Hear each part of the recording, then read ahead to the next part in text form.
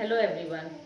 इस वीडियो में हम डिस्कस करेंगे strategy to crack SBI clerk exam 2023। इस वीडियो में हम देखने वाले हैं कि एसबीआई क्लर्क 2023 एग्जाम को हम कैसे क्रैक कर सकते हैं। प्री प्लस मेंस इस वीडियो में हम डिस्कस करेंगे, प्री प्लस मेंस दोनों के बारे में डिस्कस करेंगे। ऐसा नहीं है कि इस वीडियो में हम बस प्री के बारे में डिस्कस करें, ठीक है। जैसा कि आप सभी जानते हैं, प्री के बाद आपको जॉब नहीं मिलती है। प्री और मेंस दोनों अगर आपको क्लियर है, उसके बाद आपको फाइनल सिलेक्शन आपका माना जाता है, ठीक है। तो इस वीडियो में हम डिस्कस करेंगे कि हर एक सब्जेक्ट के बारे में। जैसे कि सबको पता है कि क्वांट, इंग्लिश और रीजनिंग, ये तीनों सेक्शन आपके प्री में आता है, ठीक है। और जो आपका मेंस है, मेंस में आपका एक जी सेक्शन आपका एक्स्ट्रा आता है। तो इस वीडियो में हम सबके बारे में इंडिविजुअली डिस्कस करने वाले हैं कि हर एक सब्जेक्ट को हम कैसे प्रिपेयर करें कि हमारा प्री प्लस मेंस दोनों क्लियर हो जाए। तो सबसे पहले हम स्टार्ट करते हैं क्वांट्स को, या हम क्वांट्स को कैसे प्रिपेयर करें। जैसा कि आप सभी को पता है कि जो इसकी टेंटेटिव डेट्स है, एसबीआई क्लर्क के एग्जाम की जो टेंटेटिव डेट्स है प्री की, वो जैन में है और मेंस फेब में है। तो हम मान के चलते हैं, हम ऐसा मान के चलते हैं कि 7 जैन को 6 या 7 को आपका प्री हो जाना है, ठीक है। तो उसका रिजल्ट कुछ दिनों में आपका आउट हो जाएगा। जैसा कि आपको पता है बैंकिंग का जो पैटर्न होता है, इसके बाद हम हमें प्री के बाद ज्यादा टाइम मेंस के लिए मिलता नहीं है, तो इसके बीच में ज्यादा टाइम होगा नहीं। और अप्रोक्सीमेट आज मैं वीडियो बना रही हूँ, तो आज आपकी डेट है 19, ठीक है, 19 नवंबर, ठीक है। अगर अभी से हम लेके चलते हैं जैन में, मानते हैं हम कि 6 या 7 को आपका एग्जाम होना है, ठीक है, प्री का एग्जाम होना है। तो अप्रोक्सीमेट हमारे पास डेट कितनी बची है, कितने दिन बचे हैं, 50 डेज। हम देखते हैं कि हमारे पास लगभग 50 दिन है, ठीक है। तो इसको, इस 50 दिन को, इस 50 डेज को हम कैसे यूटिलाइज करें कि हमारा एग्जाम क्लियर हो जाए और हमें हमारी जो ड्रीम जॉब है एसबीआई क्लर्क की, वो हमें मिल जाए। तो सबसे पहले हम देखते हैं क्वांट को हम कैसे प्रिपेयर करें। जो हमारे पास डेज हैं, इन डेज को हम 30 और 20 डेज में डिवाइड करते हैं। टोटल डेज हमारे पास 50 है, इसको हमने डिवाइड किया है 30 और 20 में। अब इसमें हम देखेंगे कि ये जो शुरू के जो 30 डेज है, शुरू के जो 30 दिन है, इसमें हम मेंस को भी लेके चलेंगे, इसमें हम मेंस का भी कंटेंट करेंगे और प्री दोनों को लेके चलेंगे, ओके।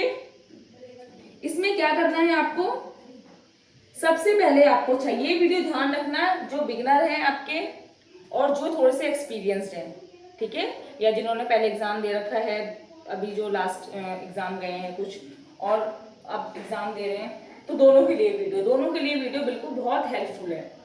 तो इसमें अभी आप देखेंगे कि आपको करना कैसे, मेंस और प्री आपको दोनों को लेके चलना है। तो सबसे पहले इसमें अगर जो बिल्कुल बिगिनर है, जो बिल्कुल जीरो है, ठीक है, स्पीड मैथ पे ध्यान देंगे, स्पीड मैथ करेंगे कि हमें कैलकुलेशन कैसे करना है, चीज़ों को फटाफट जल्दी से सॉल्व कैसे करना है। इसके बाद आपको फोकस करना है उस पे अर्थमेटिक आपको अर्थमेटिक पे फोकस करना है। अर्थमेटिक में आपके पास जो टॉपिक्स होते हैं, मैथ में आपके पास 10 to 15 टॉपिक्स हैं, ठीक है। तो अभी आपको ध्यान रखना है कि आपको जो जिसने को आपने पहले कर रखा है, ठीक है, उसे और अच्छे से कर लो आप। स्टार्टिंग में आपको उन्हीं टॉपिक्स को पहले करना है और उसके बाद सारे टॉपिक्स, यानी हम मान के चलते हैं इसमें हमारे पास 12 to 15 टॉपिक्स हैं, ठीक है, सबको 2-2 दिन देने हैं, ठीक है, हर एक टॉपिक को आपको 2 दिन देना है। ये हो गया आपका। इसके साथ साथ आपको डीआई सॉल्व करनी है, अच्छा, डीआई आप कैसे सॉल्व करोगे, एक दिन में आप 3 डीआई सॉल्व करोगे प्री, 3 डीआई आपको प्री की सॉल्व करनी है और 1 डीआई, सिर्फ एक, ध्यान रखना है, सिर्फ एक डीआई आपको सॉल्व करनी है मेंस की, ठीक है। और इसके बाद आपको क्या करना है, आपके पास जो इनइक्वालिटी क्वेश्चन होते हैं, इसको हम क्वाड्रेटिक इक्वेशन बोलते हैं, ठीक है, इनइक्वालिटी, या फिर इसको हम बोल सकते हैं क्वाड्रेटिक इक्वेशन। इसको आपको डेली प्रैक्टिस करना है, क्योंकि प्री में ये क्वेश्चन आपके आते हैं, अगर आता है तो 5 नंबर कम से कम आएगा, 3 to 5 मार्क्स का ये आना ही आना है, ठीक है। तो इसको आपको रोज प्रैक्टिस करना है। इसके बेसिक को आप समझोगे कि इसको हमें सॉल्व कैसे करना होता है। अच्छा, इसके बाद है missing number series, missing number और रॉन्ग नंबर, इसको भी आप साथ के साथ प्रैक्टिस करते रहोगे, ठीक है। तो आपने देखा कि शुरू के 30 डेज को आपको कैसे करना है, आपको दोनों को साथ लेके चलना है, स्पीड मैथ करनी है, ठीक है। स्टार्टिंग आप करोगे स्पीड मैथ से, अगर आप बिगिनर हो, बिल्कुल जीरो हो। अगर आप रिपीटर हो, थोड़े से एक्सपीरियंसड हो कि आपने थोड़े एग्जाम दे रखे हैं, तो आप स्पीड मैथ आपको आती होगी, तो आप स्टार्ट कर दोगे अर्थमेटिक से। अर्थमेटिक को फटाफट कंप्लीट करना है ज़्यादा से ज़्यादा टाइम देके, उसके बाद DI, ये सब आपको एक साथ करना है। ऐसा नहीं है एक दिन आप मतलब आपने अपना टाइम टेबल बनाया, एक दिन आप अर्थमेटिक ही कर रहे हो, कुछ आपने 2 घंटे या 3 घंटे अर्थमेटिक कर लिया, उसके बाद आपको DI सॉल्व करना है। DI में 2 सेट 3 सेट आपको लगा देने हैं, एक DI आपको मेंस का उठाना है, उसके बाद आपको एक DI मेंस का करना है, ठीक है। और इसके बाद आपको ये चीज़ें ये करना है, आपको इनइक्वालिटी हो गया और missing number series, wrong number series. और अब बात करते हैं नेक्स्ट 20 डेज की। नेक्स्ट 20 डेज को हम कैसे यूटिलाइज करें। अब जैसे आपके 30 डेज कंप्लीट हो गए, अब आपको पता है कि ठीक है, अब हर एक टॉपिक से आप फेमिलियर हो, क्या क्या होता है, हमें कैसे कैसे सॉल्व करना है, क्योंकि हर किसी को आपने टाइम दिया है। अब हम देखते हैं 20 डेज, ठीक है। 20 डेज में हम क्या करें। अब आगे आप, अच्छा, अब जब आपके पास 20 डेज होगा तो आपका हो सकता है कि एडमिट कार्ड आ जाए या आपको पता चल जाए एग्जाम कब होना है, ठीक है। तो अभी आपने जो भी सीखा है यहाँ पे, अभी यहाँ पे आपने सब कुछ सीखा है, यहाँ पे आपने कोई मॉक वगैरह कुछ भी नहीं दिया, ठीक है। यहाँ पे आप सब कुछ सीख रहे हो, हर एक चीज बहुत डीप में, बहुत डिटेल में देख रहे हो कैसे कैसे क्या क्या होता है। उसके बाद आपको क्या करना है, 20 डेज में जितने भी टॉपिक्स आपके हैं सेक्शनल वाइज, ठीक है, सेक्शनल मॉक उठा लेना है, सेक्शनल मॉक उठा लेना है मैथ का, ठीक है। सेक्शनल मॉक आपको सॉल्व करना है मैथ का, 35 क्वेश्चन 20 मिनट्स, ठीक है। 35 क्वेश्चन और 20 मिनट्स। जैसे ही आप ये 5 डेज करोगे, ठीक है, सिर्फ ये आपको 5 दिन करना है। उसके बाद आपको फुल लेंथ मॉक उठाना है, 5 डेज करना है सिर्फ आपको। हो सकता है आप सेक्शनल मॉक करोगे, अगर आप सेक्शनल मॉक अटेम्प्ट करते हो, स्टार्ट करते हो करना, तो आप एक दिन में एक मॉक नहीं, मोर देन 2 मोर देन 3 आप इजिली कर सकते हो, ठीक है। कोई बहुत बड़ी चीज नहीं है, आराम से 2-3 मॉक आराम से करने के बाद उसको एनालाइज करना बहुत जरूरी है। इस चीज को बहुत ध्यान रखना है आपको, ठीक है। मॉक अटेम्प्ट करना है, उसको फिर एनालाइज करना है। उसके बाद जैसे आपको लगे कि हाँ पकड़ बन रही है हमारी, 20 मिनट्स में हम कुछ क्वेश्चन कर पा रहे हैं, 25-30 हम कर पा रहे हैं, ठीक है, आपको कॉन्फिडेंस आ जाएगा, आपको समझ में आ जाएगा कि आपने जो ये चीज़ें सीखी हैं इसको इम्प्लीमेंट कैसे करते हैं, उस ड्यूरेशन में हमें कैसे सॉल्व करना है। इसके बाद आपको आ जाना है फुल लेंथ पे। उसके बाद फुल लेंथ, आपके पास जो मॉक है उसका फुल लेंथ देना आप स्टार्ट करेंगे, ओके। बहुत सारे ऐप्स अवेलेबल है मार्केट में, तो उसमें फ्री मॉक्स आते हैं, कुछ आपके मेमोरी बेस्ड आते हैं। मैं आपको बताऊंगी अपने नेक्स्ट वीडियोस में, मैं आपको ये भी बताऊंगी कि कौन सा मॉक आप लोगों के लिए बेस्ट होगा बैंक के एग्जाम के लिए, ठीक है। कैसे मेरा एग्जाम क्लियर हुआ था और मैंने कौन सा मॉक दिया था, मैं नेक्स्ट वीडियो में हर एक चीज़ डिस्कस करने वाली हूँ। ये तो हो गया आपके क्वांट का, तो इसको आप एक बार ध्यान से देख लो। शुरू के 30 दिन में मेंस को भी साथ में लेके चलना है, क्योंकि आप अर्थमेटिक कर रहे हो, जो DI कर रहे हो ये मेंस लेवल का कर रहे हो। इनइक्वालिटी, क्वाड्रिक, जो अभी देखो अभी जो नया क्वाड्रिक आने लग गया ना मेंस में, बहुत जबरदस्त आ रहा है, ठीक है। तो अभी जो यहाँ पे क्वाड्रिक आप सीखोगे तो थोड़ा आप प्री का तो करोगे, साथ में आप मेंस का भी करोगे, क्योंकि प्री के बाद आपको ज्यादा टाइम नहीं मिलने वाला है मेंस के लिए, ठीक है। तो अभी आप 30 डेज में कोशिश करोगे ज्यादा से ज्यादा टाइम देके सब कुछ को आप एक बहुत ही, इसका जो भी फाउंडेशन होता है फाउंडेशन स्ट्रॉन्ग कर लो। 20 डेज में जैसे आपकी 30 दिन कंप्लीट हुए, ठीक है, उसके बाद जो आपके 20 डेज है, इसमें शुरू के 5 दिन में जो भी आपने सीखा है इसको बहुत अच्छे तरीके से आप मॉक में इम्प्लीमेंट करोगे, 5 दिन तक मॉक दोगे, ठीक है। और मैं ये नहीं बोल रही कि एक दिन में सेक्शनल मॉक सिर्फ एक ही देना, एक दिन में आप जितना दे सको, 2 दे सको, 2 3 दे सको, एक नहीं, मोर देन 1 तो आप दो, 2 कम से कम, 2 3 जितना आप कर सकते हो आप उतना करोगे। और विद एनालाइज, ऐसा नहीं कि एनालाइज नहीं करना है, बस मॉक पे मॉक दिए जा रहे हैं, ऐसा नहीं करना है। उसके बाद जैसे 5 डेज आपके हो जाए, आपको समझ में आ गया कि अब ठीक है, अब मैं क्वांट में अटेम्प्ट मेरा हो रहा है, अब फुल लेंथ पे आ जाना है फिर, okay. Now we will discuss strategy about English. अब हम डिस्कस करेंगे कि इंग्लिश को हम कैसे अटेम्प्ट करें। ये तो बात हुई क्वांट की, कि क्वांट को हम कैसे अटेम्प्ट करेंगे। अभी हम देखते हैं कि इंग्लिश को हम कैसे अटेम्प्ट करें, ओके। 2 मिनट गाइस, मैं कुछ रफ करने के लिए डस्टर ले लेती हूँ।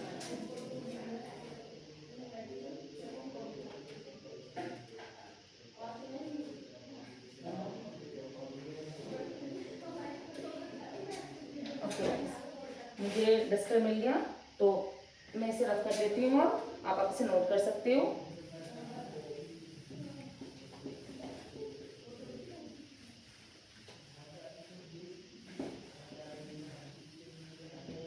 अब हम बात करते हैं, अब क्वांट की बात होगी, अब हम बात करते हैं इंग्लिश की, कि इंग्लिश को हम कैसे अटेम्प्ट करें। ठीक है, तो अच्छा बैंक वालों को मतलब मोस्टली एस्पायरेंट की यही प्रॉब्लम होती है कि इंग्लिश को हम कैसे करें, इंग्लिश में हमारी एक्यूरेसी नहीं आती है, इंग्लिश हम कर तो लेते हैं लेकिन पता नहीं चलता कितना ठीक है कितना गलत है। आप रीजनिंग करके आओगे 35 क्वेश्चन में से 30 फिर भी आपको ऐसा लगेगा ठीक है एक दो क्वेश्चन हो सकता है कि गलत हो गया हो, ठीक है। लेकिन क्वांट में, अच्छा सॉरी, इंग्लिश में अगर आप 30 क्वेश्चन में से अगर 25 भी करके आते हो ना, तो भी आप एक कॉन्फिडेंस के साथ नहीं बोल सकते हो कि हमें 22 मार्क्स आ जाएंगे, 20 आ जाएंगे, 23 आ जाएंगे, 24, क्योंकि आप बहुत मतलब ऐसा लगता है ना कि कुछ एक्यूरेसी समझ में ही नहीं आती है कि जो हम करके आए वो सही है या गलत है। तो कई बार ऐसा भी होता है कि आप 25 26 क्वेश्चन करके आए और मार्क्स आ जाए आपके 15 14 16, ठीक है। तो इसलिए इंग्लिश को बहुत ध्यान देना है। आप ये कह सकते हैं अगर आपको कोई भी बैंक का एग्जाम क्लियर करना है तो इंग्लिश को आपको स्ट्रॉन्ग करना ही होगा, ओके। और इंग्लिश बहुत सारे, ऐसा नहीं कि आपका ही, कॉम्पिटिटिव एग्जाम में जितने स्टूडेंट्स हैं, जितने एस्पायरेंट है, सबकी वीकनेस यही है इंग्लिश नहीं आती, इंग्लिश नहीं आती। चाहे आप बैंक के हो चाहे एसएससी के हो, सबका रोना इंग्लिश में ही है, क्योंकि आप इंग्लिश को टाइम ही नहीं देते हो, कुछ समझते नहीं कि इंग्लिश कुछ है भी। ऐसे लगता है हाँ बचपन से तो हम इंग्लिश करते हुए आ रहे हैं, हाँ इंग्लिश हम कर लेंगे, ठीक है। लेकिन कॉम्पिटिटिव एग्जाम की जो इंग्लिश होती है वो थोड़ी सी अलग होती है, इसको आपको समझना होगा, ठीक है। तो इंग्लिश को हम कैसे एग्जाम में करें, कैसे हम इंग्लिश अटेम्प्ट करें कि हमारे अच्छे मार्क्स आए, ठीक है। तो अभी हम देखते हैं इंग्लिश में सबसे पहले आप वोकैब को चेक देखते हैं। अच्छा बच्चे ये करते हैं वोकैब, हमेशा ये नहीं कि सुबह शाम वोकैब याद करना है, वोकैब कर लो, ठीक है। अगर जो बिल्कुल बिगिनर है तो वो क्या करेंगे, जो लास्ट ईयर में जो पूछे गए क्वेश्चन है वोकैबुलरी से आपको ये कर लेना है, ओके। ये आपको बहुत सारे साइट पे मिल जाएंगे, तो मैं भी देखती हूँ अपने चैनल पे अपलोड कर दूंगी, तो आप वहाँ से कर लेना वोकैब। अब इसके बाद क्या करना है आपको, रीडिंग पे बहुत अच्छे से फोकस करना है, ठीक है। जितना आप कर सकते हो रीडिंग करो। ये मैं दोनों के लिए बता रही हूँ, प्री प्लस मेंस के लिए। हो सकता है कि बहुत तरीके से बहुत स्ट्रेटेजी से आप करते हो तो प्री हो जाए, लेकिन मेंस के लिए थोड़ा सा कॉन्सेप्ट आपका होना चाहिए, ये कॉन्सेप्ट क्लियर होना चाहिए। तो रीडिंग पे आप ज़्यादा से ज़्यादा ध्यान दोगे, रीडिंग पे आप एक्स्ट्रा फोकस करोगे, ओके। कोशिश करना है, अगर आप एडिटोरियल पढ़ रहे हो, ठीक है, अगर आप थोड़े से एक्सपीरियंस लो तो आपको एडिटोरियल के बारे में पता होगा कि हमें एडिटोरियल करना होता है, तो समझना होता है वहाँ से जो वोकैबुलरी क्वेश्चन है, जो हमें किसी वर्ड का मीनिंग पता नहीं चल पा रहा है तो उसे फटाफट गूगल करना है, नोट कर लेना है, या फिर बाद में आप सर्च करके उसका जो भी मीनिंग है उसे लिखो। और अगर आप बिगिनर हो तो आप ये देखो कि आपको रीडिंग ज़्यादा से ज़्यादा रीडिंग करना है। रीडिंग के बाद क्या करना है आपको, ग्रामर का पोर्शन करना है, ग्रामर कंप्लीट। ग्रामर के जितने भी रूल्स होते हैं, सारे रूल्स को बिल्कुल रट लेना है, बिल्कुल याद कर लेना है, ठीक है। जैसे अगर आपने ग्रामर के सारे रूल्स कर लेना, उसके बाद अगर आप रीडिंग करते हो तो आपको समझ में आता है कि हाँ ये रूल्स यहाँ पे आ रहे हैं, ठीक है। और ये इसके बाद ये इसलिए आया है, ठीक है, V3 किस लिए आया है, 2 के बाद ING क्यों हमने लगाया, ये आपको जैसे आप ग्रामर के रूल्स कर लोगे तो आपको ये चीज़ें समझ में आ जाती है। तो ये बहुत ही हेल्प होता है, मतलब हेल्प करती है आपको क्वेश्चन को सॉल्व करने में। और रीडिंग का बहुत अच्छा खासा वेटेज, अगर आप रीडिंग बहुत अच्छी है आपकी समझ बहुत अच्छी डेवलप है रीडिंग को लेके, बहुत फटाफट आप रीड कर लेते हो, स्पीड आपकी बहुत अच्छी है, तो मेंस में आप ट्रस्ट करो, विश्वास करो कि मेंस में आपको ऐसा लगेगा कि हाँ इंग्लिश ने ही हमारा सिलेक्शन करवाया है, ठीक है। तो आपको वोकैब पे ध्यान देना है, वोकैब आपको करना है लास्ट ईयर में पूछे गए जितने भी वोकैब जितने भी इंपॉर्टेंट है बैंकिंग के सारे करने हैं आपको। इसमें रीडिंग पे ध्यान देना है, ग्रामर के सारे रूल्स करने हैं, ठीक है। और आपको क्या करना है, जब आप देखो रीडिंग आपको कर लेना है, ग्रामर के रूल्स कर लेने हैं। ग्रामर में जितने भी आपके टॉपिक हैं 12 to 13 टॉपिक्स है आपके, नाउन प्रोनाउन एडजेक्टिव एडवर्ब वैसे करके 12 to 13 टॉपिक्स है, सबके रूल्स आप ध्यान से देख लेना। इसके बाद आपका एक्स्ट्रा आ जाता है क्लोज टेस्ट, ठीक है। मैं ध्यान से देखो, इसके बाद आता है आपके पास क्लोज टेस्ट है, ठीक है। फिलर्स है, वर्ड स्वैप है, ठीक है। और इसमें आपका मैचिंग भी आ सकता है, जैसे कि आपका इस कलर में भी मैचिंग पूछा गया था तो मैचिंग हो गया आपका। तो अब आपको देखना है कि हमें इसे कैसे करना है, ठीक है। और भी कुछ बचता है क्या, हाँ इसके बाद आपका बचता है पैराजंबल। पीजे, जिसको हम शॉर्ट में बोलते हैं पैराजंबल। पैराजंबल का मतलब रीअरेंजमेंट। कुछ सेंटेंस हमको पैराजंबल मतलब ऊपर नीचे दे रखे हैं, उन्हें हमें क्या करना होता है, रीअरेंज करना होता है।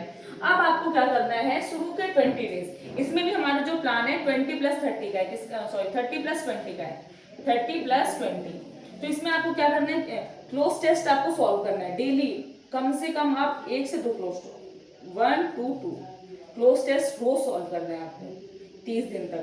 एक हो सकता है आप एक कर दो आप प्री का और एक कर लो आप मेंस का, थोड़ा सा हाई लेवल, ठीक है। क्लर्क है, क्लर्क मेंस है तो बहुत ज्यादा टफ नहीं होता है, ध्यान रखना इस चीज का। अच्छा, फिलर से रोज आपको कम से कम कुछ नहीं तो 10 फिलर्स आपको रोज करने हैं, ठीक है। क्लोज टेस्ट भी आप 2 to 3 ले सकते हो, क्योंकि इजिली डुएबल होता है, ठीक है, इजिली डुएबल होता है, तो आप आराम से कर सकते हो 2 to 3, बहुत ज्यादा टाइम टेकिंग भी नहीं है। अच्छा, वर्ड स्वैप आपको रोज कम से कम 8 to 10 कर लेना है, वर्ड स्वैप 8 to 10। बस एक बार आपको जैसे आपको देखो, अगर जैसे आपकी इसको समझ डेवलप होगी ना कि हमें सॉल्व कैसे करना होता है वर्ड स्वैप, आपकी देखो वर्ड स्वैप को करने के लिए क्या है, वर्ड स्वैप को आप कैसे कर सकते हो, ग्रामर की हेल्प से कर सकते हो, प्लस में वो क्या है, अगर ग्रामर अच्छी है और आपकी वोकेबलरी अच्छी है तो वर्ड स्वैप कुछ भी नहीं है। ओके, सेम फिलर्स का भी है आपका। मैचिंग को आपको देखना है, मैचिंग कम से कम आप एक दिन में 5 करो, 5 बहुत है, 2 to 3 मैचिंग 2 to 3 कर लेना, ठीक है। अभी स्टार्टिंग को ऐसे रखना, स्टार्टिंग ऐसे रखना। पैराजंबल कम से कम आप एक दिन में, पैराजंबल आपको बस प्री का करना है, ओनली प्री का कर लेना, 1 to 2, 1 से 2 पैराजंबल कर लेना। स्टार्टिंग के डेज में आपको ऐसे करना है 30 डेज, ठीक है। पैराजंबल 1 to 2 कर लेना और एक प्री का कर लेना और एक मेंस का कर लेना, एक पैराजंबल आप करोगे मेंस का। यानी आप देख रहे हो कि इंग्लिश का तैयारी आपको कैसे करनी है, 30+20 डेज, ठीक है। टोटल 50 डेज हमने माने तो 30+20 यानी 50 दिन के अंदर अंदर हम मेंस को, सॉरी, इंग्लिश को कैसे तैयार करें। तो अभी आपने देखा है कि स्टार्टिंग में आपको क्या करना है, वोकेबलरी पे ध्यान देना है, वोकेबलरी तो साथ ही साथ करना है। ये आप रीडिंग करोगे ना तो आपकी वोकेबलरी वहां से भी स्ट्रांग हो जाएगी, कुछ चीजें आपको समझ में नहीं आएगा, फटाफट नोट डाउन करना है, फटाफट उसे देखना है इसका मतलब क्या है और उसे रिटेन रखना है दिमाग में, ठीक है। रिटेन रखने के लिए मल्टीपल टाइम रिवीजन, ठीक है, बस एक तरीका है। रिटेन आप चीजों को रख सकते हो अगर आप बार बार उसको रिवाइज कर रहे हो तो। इसके बाद क्या करना है, ग्रामर के सारे रूल्स कर लेने हैं। ग्रामर के रूल्स करने के बहुत फायदे हैं, अगर ग्रामर आपको अच्छे से आती है तो एरर आप फाइंड आउट कर सकते हो, ठीक है। क्लोज टेस्ट में आपको हेल्प करेगा ये, कहाँ पे इन आना चाहिए, कहाँ पे इनटू आना चाहिए। ओके, अभी हम देखते हैं जो इनके अलावा जो हमारे एग्जाम में क्या क्या आता है। क्लोज टेस्ट आता है हमारे एग्जाम में, फिलर्स आता है, वर्ड स्वैप आता है, मैचिंग, पैराजंबल और एरर आते हैं। तो एरर तो चलो, एरर तो आप साथ में साथ करते ही रहोगे और आपका एक एरर आता है, एरर डिटेक्शन, ठीक है। तो इसको हम कैसे करना है, तो आपके शुरू के 30 डेज में रोज 2 से 3 क्लोज टेस्ट करने हैं, 10 फिगर्स करने हैं, ठीक है। 8 to 10 आपको वर्ड स्वैप करने हैं, मैचिंग 2 to 3 कर लेना है आपको, पैराजंबल 1 to 2 प्री का करना है और एक आपको मेंस का करना है, एक आपको मेंस लेवल का करना है। ओके, और एरर आप देख लेना, अगर आपको किसी मॉक में एरर मिलता है या आपके पास कोई बुक है अगर आपको उसमें एरर मिलता है तो 5 एरर आप निकाल लेना, कम से कम 5, बस इतना करना है आपको इंग्लिश में। आप देखोगे कि 30 दिन के बाद आप इंग्लिश में देखोगे कि हाँ हमारा जो लेवल है काफ़ी अच्छा हो गया है, काफ़ी इंप्रूव हुई है इंग्लिश में, अगर आप इस चीज़ को फॉलो करते हो तो। रीडिंग मैंने बार बार कहा है, रीडिंग आपको ज़्यादा से ज़्यादा करना है। अब आप बोलोगे रीडिंग में हम क्या रीड करें, हमें पता ही नहीं हमें रीड करना क्या है। रीडिंग तो आपने बता दिया लेकिन अब ये नहीं पता कि रीड क्या करें, तो आपको क्या रीड करना है, एडिटोरियल। द हिंदू अगर है आसपास तो द हिंदू अगर अवेलेबल है, मिल जाता है या ऐप भी है इसका तो ठीक है, द हिंदू कर लो, या फिर हिंदुस्तान टाइम्स, जो भी आपके पास अवेलेबल है द हिंदू में से एडिटोरियल कर लेना। एग्जाम से रेलिवेंट है, काफ़ी चीज़ें आती हैं आपकी यहाँ से। और या फिर अगर अच्छा बोलोगे कि नॉवल वगैरह कर ले तो ठीक है, जो भी आपके पास है लास्ट ईयर के जो कॉम्प्रिहेंशंस वगैरह है वो रीड करना है आपको, बस रीडिंग पे आपको एक्स्ट्रा फोकस देना है, ठीक है। ये आपके मेंस में भी हेल्प करेगा, पैरा फिलर में, ठीक है, क्योंकि मेंस में अच्छा खासा वेटेज होता है, अगर रीडिंग आपकी अच्छी है तो अच्छा खासा मार्क्स गेन कर सकते हो। ओके, अब ये वीडियो तो हुई आपकी इंग्लिश की, कि इंग्लिश को हम कैसे अटेम्प्ट करें, इंग्लिश को हम कैसे करें, और इसको बिल्कुल बहुत अच्छे से नोट करके रखना है कि आज हमने 3, अगर आज एक आपको क्या करना है इंग्लिश के लिए, इंग्लिश का एक रामबान तरीका मैं आपको बता देती हूँ। जैसे मैंने कॉलम्स बना रहे थे ना, cloze test, fillers, word swap, matching, parajumble, error, और भी अगर एक दो है अभी मुझे याद नहीं आ रहा है, अगर वो इतने ही है होते हैं, इनके अलावा तो अगर मुझे याद आएगा तो मैं बाद में बता दूंगी आपको। इसको क्या करना है, आपको रोज करना है। अगर सपोज करो आज आपने 3 क्लोज टेस्ट करे, 3 लिख देना है एक कॉलम बना के, कल आपने 2 करे, 2 लिख दो, नेक्स्ट डे आपने 4 कर लिए, कोई इजी है तो आपने 4 लिख दिए। ऐसे आपको चेक करना, लास्ट में आफ्टर 30 डेज आपको चेक करना है कि मैंने कितने क्लोज टेस्ट कर लिए, कितने मैंने फिलर्स कर लिए, कितने वर्ड स्वैप हो गए, कितने मैचिंग हो गए, कितना मैंने पैराजंबल कर लिए, कितने एरर निकाल चुके हो आप देखोगे कि क्या लेवल हो गया आपका इंग्लिश में। ठीक है, एक कॉन्फिडेंस, जैसे कॉन्फिडेंस आप क्वांट में या रीजनिंग में देखते हो ना, और एक्यूरेसी का पता करते हो कि हाँ अगर हमने क्वांट में 25 क्वेश्चन दिए तो हमें 25 मार्क्स आ जाएंगे। ठीक है, अगर नॉर्मलाइजेशन में मार्क्स मिलते हैं तो 25 से अब भी होंगे, तो यही कॉन्फिडेंस आप इंग्लिश में भी देखोगे। ओके,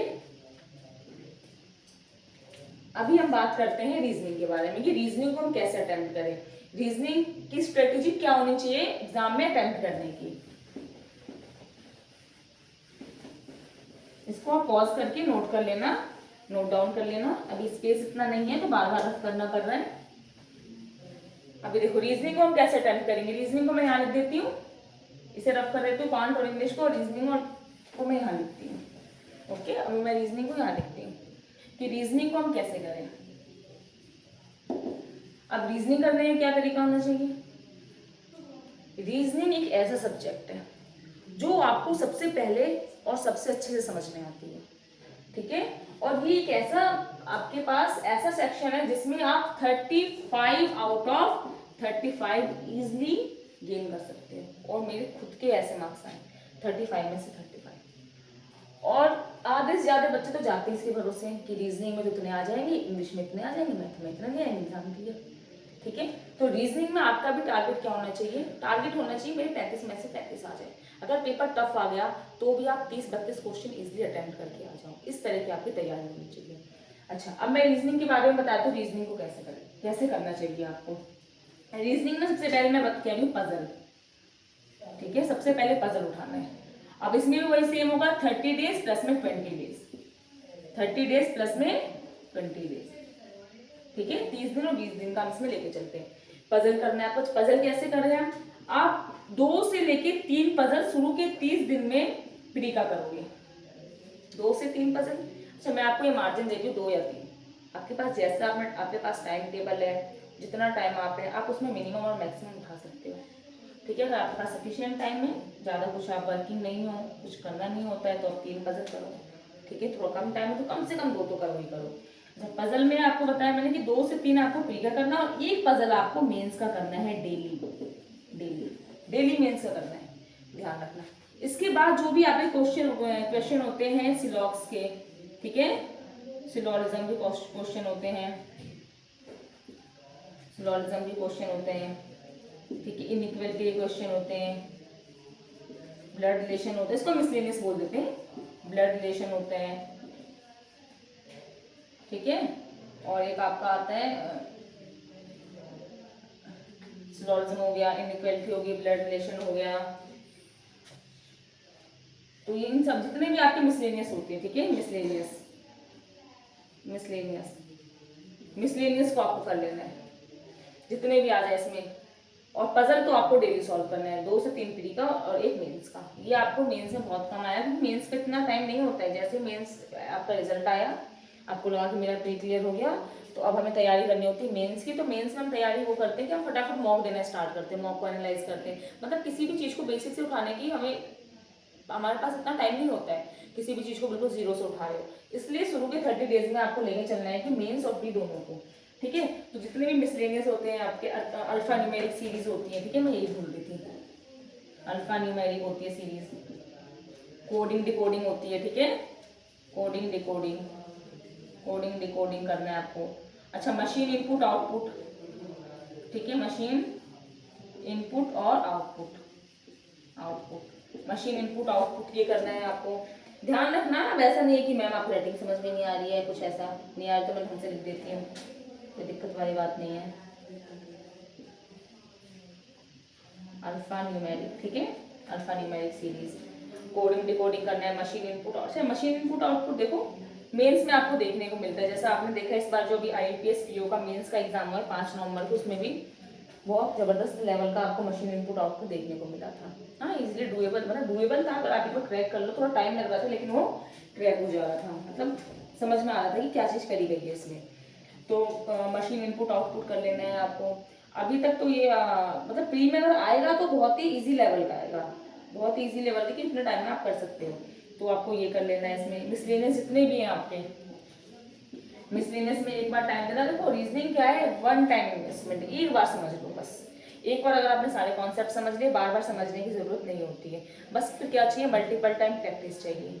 बस आप प्रैक्टिस करते रहो, क्योंकि ईजी है हर एक बच्चे को। ऐसा नहीं कि मैं ईजी बोल रही हूँ कि मेरे लिए ईजी है, हर एक जितने भी एस्पायरेंट है सबको ऐसा लगता है कि हाँ रीजनिंग तो हमारे लिए है, या फिर रीजनिंग में हम अच्छे हैं, सबको लगता है, सबको ये अपना कंफर्ट जोन लगता है। तो इसमें आपको कोशिश होनी चाहिए कि आप 35 आउट ऑफ 35 गेन कर लो। अगर पेपर टफ भी आ जाते हैं तो भी आप कुछ नहीं तो 30 to 32 मार्क्स तो इजिली कर लोगे। लास्ट ईयर कट ऑफ बहुत ज़्यादा गई थी, लेकिन इस बार कट ऑफ नहीं जाएगी इतनी कि आप देख रहे हो कि इस बार जो वैकेंसी आई है लास्ट के 3-4-5 साल से सबसे ज़्यादा वैकेंसी इस बार है। ठीक है, सबसे ज़्यादा वैकेंसी इस बार है। तो इस बार चांसेस है कट ऑफ कम जाएगी, तो ये आपके पास एक बहुत बेहतरीन मौका है जॉब लेने का। जिस बच्चे ने इस टाइम को ढंग से यूटिलाइज कर लिया, 50 डेज को ढंग से यूटिलाइज कर लिया, जॉब उसके लिए है। इस चीज़ को बिल्कुल दिमाग में रख लेना। ठीक है, इसके बाद आप अपने देखोगे, अपने बताओगे कि हमने कैसे कैसे किया। तो ये आपका पूरा रीजनिंग का हो गया। अच्छा, रीजनिंग में जब ये कर लोगे आप 30 डेज में, तो 20 डेज में क्या करना है आपको, 20 डेज में आपने जो भी किया है इसके फटाफट मॉक लगाने स्टार्ट करो, उसको इम्प्लीमेंट करना स्टार्ट करो। अभी आपको कुछ, आपने कुछ मॉक वगैरह नहीं लगाया, अभी आपने चीज़ों को सीखा है कैसे कैसे कैसे करना है। अब इसके बाद क्या करना है आपको, सेक्शनल मॉक स्टार्ट कर देना। सेक्शनल मॉक स्टार्ट कर देना रीजनिंग के लिए। डेली आप इजली आप कुछ नहीं तो 3 से 4 मॉक तो आप इजली आप लगा लोगे, क्योंकि इतना इंटरेस्ट बन जाएगा आपको इजली। ठीक है, ये मैंने खुद किया हुआ है तो इसलिए मैं बता दूँ कि आप इजीली कर लो, क्योंकि इतना इंटरेस्ट बन जाता है, मार्क्स भी अच्छे आते हैं। और फटाफट इसको एनालाइज कर लेना है, टाइम कितना लग रहा है मुझे इसमें। स्टार्टिंग में काम करना, अगर आप नहीं कर पाते तो स्टार्टिंग में 2 से 3 मॉक कर लेना सेक्शनल। इसको करोगे 5 डेज तक, 5 दिन तक 2 से 3 मॉक लगाना है। उसके बाद जब तक आपका एग्जाम नहीं होता है उसके बाद फुल लेंथ मॉक स्टार्ट कर देना है। जैसे मैंने आपको क्वांटिटी स्ट्रेटेजी बताया, फुल लेंथ मॉक स्टार्ट कर देना है आफ्टर 5 डेज। ओके, और सेम आपको इंग्लिश में भी करना है। इंग्लिश में पहले आप सेक्शन लगाना स्टार्ट करना है, एकदम से आपको फुल लेंथ पे नहीं जाना है। सेक्शन लगाने के बाद आपको पकड़ बनानी है सब्जेक्ट पे कि हमने जो सीखा है उसको सॉल्व कैसे करते, टाइम मैनेज कैसे करते। फुल लेंथ लगा के वो टाइम वेस्ट करना और डिमोटिवेट होने वाली बात है। तो इस तरीके से नहीं करना, पहले 5 डेज आप लगाओ, इंग्लिश में भी यही करना है, रीजनिंग में भी यही करना है, उसके बाद फुल लेंथ आपको मॉक लगाना है। ओके, और जैसे उसके बाद ये होता है फुल लेंथ, उसके बाद जैसे आप एग्जाम देके आते हो, एग्जाम देके आने के बाद आपको समझ में आ जाएगा, एक आइडिया लग जाता है कि प्री होने वाला है कि नहीं होने वाला है। जैसे आपको ऐसे इंट्यूशन आए कि हाँ प्री तो निकल जाएगा आराम से, उसी दिन से या नेक्स्ट डे से, उसी दिन आप टाइम टेबल बनाओ, नेक्स्ट डे से मेंस की तैयारी में लग जाओ। मेंस में आपने पजल यहाँ पे कर रखा है, इन्हीं का जो इस लॉग्स है इनइक्वालिटी, इसमें रिवर्स लॉग्स आ जाएगा, इनइक्वालिटी में कोड, इनइक्वालिटी थोड़ी सी टफ कर सकते हैं, इनइक्वालिटी ठीक है, ब्लड रिलेशन आ गया, अल्फान्यूमेरिक आ गया, इन्हीं का थोड़ा सा हाई लेवल आ जाएगा।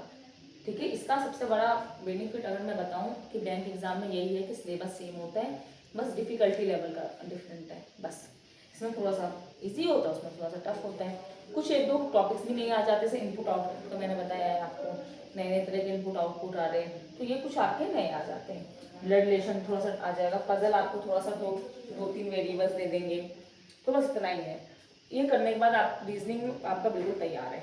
अब हम बात करते हैं जीए की। चलो ये तो हो गया। अगर आप देखो मोटा मोटा अगर आप देखते हो तो आप ये देख पा रहे हो कि ये जो आपको मैंने बताया है ये आपका प्री का हो गया है ना, क्वांट, इंग्लिश और रीजनिंग, ये तो कर लिया आपने, ये तो प्री के लिए सफिशियंट है।